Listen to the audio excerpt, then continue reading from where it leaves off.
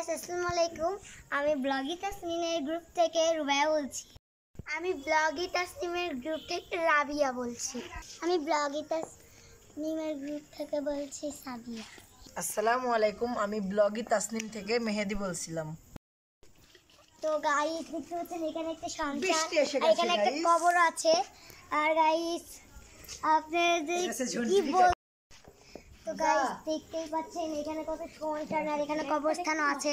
তো এখানে অনেকদিন যাবত কেউ চলাফেরা করে না। আমরা শুনছি যে এখানে বলে রাত্রে বেলা আত্মা ঘুরে বেড়ায়। আর মানে খুবই সঞ্চার এটা, চলুন দেখা যাক।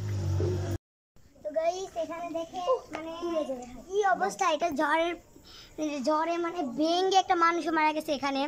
আর ওখানে কবরস্থান দেখতেছেন, ওখানে ওই মানুষটারই কবরস্থান। তো অনেকদিন যাবত এখানে কেউ চলাফেরা করে না, আর এখানে যেই আসে সে ফিরে যেতে পারে না।